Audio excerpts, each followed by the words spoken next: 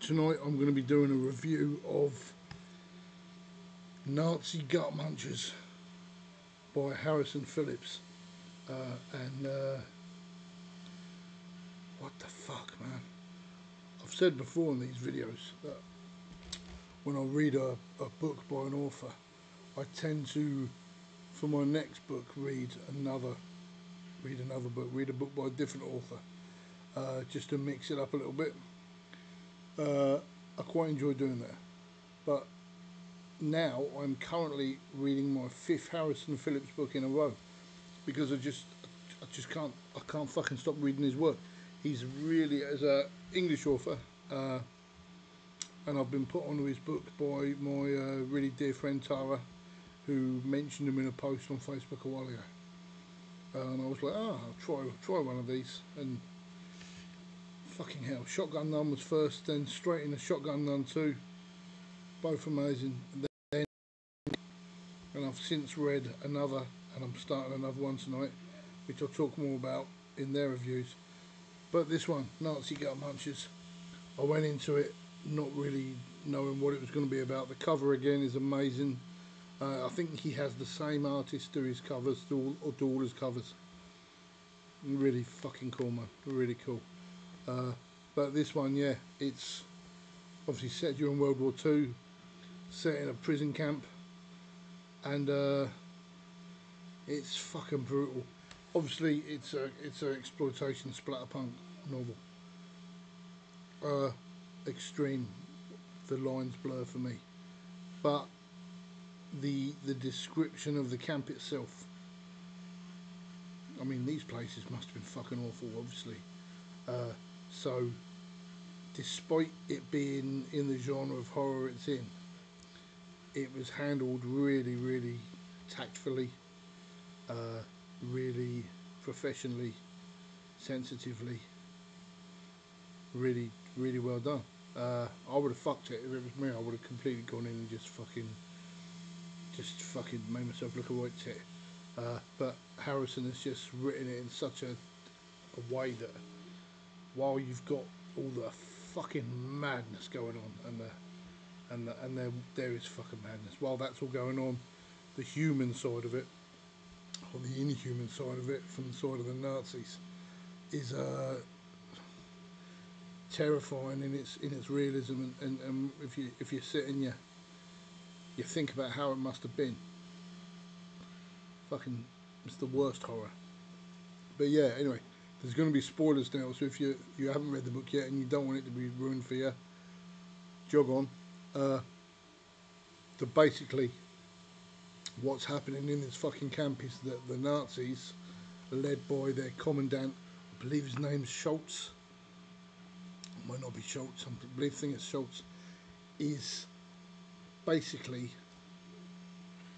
eating the Jewish prisoners, killing them, eating them. He's got this utter fucking bananas madman, utter fucking lunatic called Otto, fucking lunatic, who is it's like a gourmet chef. He's like the Gordon Ramsay of the Nazis. He's fucking deep frying hands and cutting out whole vaginas and stuffing them with veg and eyeballs and the cheek, cutting out people's cheeks and just serving like a lightly seasoned, lightly fried cheek on a. It's fucking disgusting, man. It's really. And food in books is a big thing for me. I mean, I'm fucking obsessed with food. I'm a big fat bastard. But if you watch things like I'm a Celebrity, Get Me Out of It, it's always the food trials that make me go, what? And this is just. I mean, the cover's got a fucking Nazi eating somebody, and I was like, yeah, this would be a good book for me to try. It's called Nazi Gut Munchers, Scoob. What the fuck are you thinking, man? But yeah, so, and he describes all the different fucking meals and how this one's served and all the. It's like a fucking who's who of fucking Nazis. They all rock up. Seriously, I'm not even fucking joking. Goring,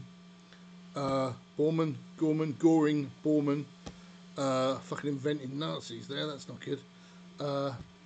they all fucking rock up for a snack. It's like an SS drive-through. Seriously, they're all there for a fucking look. They're all like, there's a guy, I think his name's Hank, who is like, oh, we've heard of, fucking he did a voice. We've heard of, don't do Nazi impressions.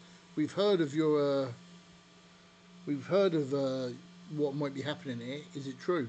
Yes, it's fucking true. Can I try some? Here you go, mate. Have some. Lovely. So, and then he's like, obviously, but with German accents. And then the next thing, they're all fucking there. All the Nazis are turned up. All the high-ranking scumbags are there. And fucking Hitler turns up. Hitler turns up for a nosh. Well, kind of gets that as well. And then, but then behind all of this, Harrison's put in a character called Mary, and her couple of friends, and she's describing what it's like going through this camp on a daily basis, like they're forced to stand stress. I don't know, there's a term for it. Being an idiot, I don't know, when you're forced to just stand still for fucking hours on end. And like, the first person to pass out just gets fucking beaten to death or raped or set on fire or just fucked up, man. So you've got the kind of, and he kind of gets the thing across that you don't want it to be you. So you kind of want it to be someone else, but you don't want it to be someone else because that would be, you'd be a cunt. But at the same time, you wouldn't want it to be you. Self-preservation, you wouldn't want it to be you. And so she's got this kind of thing going on. Then she starts noticing people are going missing and more Nazis are turning up. And she's like, they're fucking, she twigs something. They're fucking eating her. So she gets this guy. I should have written the names down before this. Some rabbi guy, to create a golem, which is, I'm a massive fan of the mythology of that. And he just fucking creates a golem, and it just fucking goes banzai through this fucking camp. They're shooting it, it's made of fucking mud, the bullets ain't doing anything, it's ripping people's arms off and fucking just fucking mad, absolutely fucking mad.